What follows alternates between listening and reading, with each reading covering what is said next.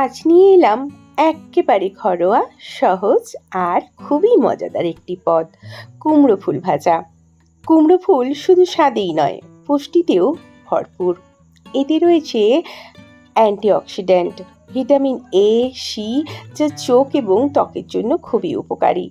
এছাড়াও এই রেসিপিতে পাবেন গ্রাম বাংলার এক টুকরো স্বাদ। প্রথমেই কুমড়ো ফুলগুলো নিয়ে ভালো করে বেছে ধুয়ে জল ঝরিয়ে তারপর কুচি করে নিয়েছি।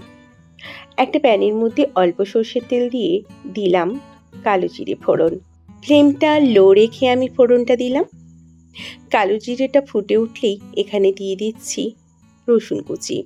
এবার দিচ্ছি কাঁচা লঙ্কা কুচনো, যে যেমন ঝাল খান সেই বুঝে দেবেন। শুকনো লঙ্কাও ফোড়নে দেওয়া যেতে পারে। এবার দেব পেঁয়াজ কুচনো। আমি খুব পছন্দ করি পেঁয়াজের ফ্লেভারটা, তাই দিলাম। তোমরা যারা নিরামিষ করতে চাইছো তারা এটা স্কিপ করতে পারো, রসুন আর পেঁয়াজটা। By the way, hello everyone, আমি শ্রাবন্তী। আমার হেসেলে আবারও ওয়েলকাম সবাইকে। পেঁয়াজের পরিমাণটা আমি একটু বেশি ইউজ করেছি, আপনারা চাইলে পেঁয়াজের পরিমাণটা কম ইউজ করতে পারেন। পেঁয়াজটা হালকা নাড়াচাড়া করে নিয়ে তারপর দিয়ে দিলাম কুচিয়ে রাখা ফুলগুলো। এই সময় ফ্লেমটা কিন্তু সব থেকে হাই করে দিতে হবে। এবার দিয়ে দিচ্ছি স্বাদ মতো নুন। নুনটা বুঝে শুনে দেবেন, আপনারা চাইলে পরেও অ্যাড করতে পারেন। আমার আন্দাজ হয়ে গেছে, তাই এখনই অ্যাড করে দিলাম। দেখতে পাচ্ছেন কতটা কমে যাচ্ছে।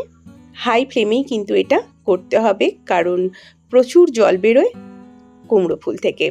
এবার দিলাম হলুদ। জলটা যখন শুকিয়ে আসবে তখন, আগে দিয়ে দিলে কড়াতে লেগে যেত, সেই জন্য হলুদটা পরে দেবেন।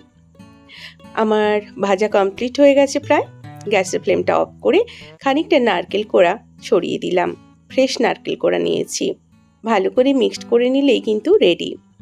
নিরামিষ দিনে আতপ চালের ভাতের সঙ্গে অল্প একটু ঘি সহযোগে এই ভাজাটা দিয়ে কিন্তু এক থালা ভাত জাস্ট নিমেষেই খেয়ে নেওয়া যায়। সেক্ষেত্রে আপনারা পেঁয়াজ আর রসুনটা কিন্তু স্কিপ করে দেবেন।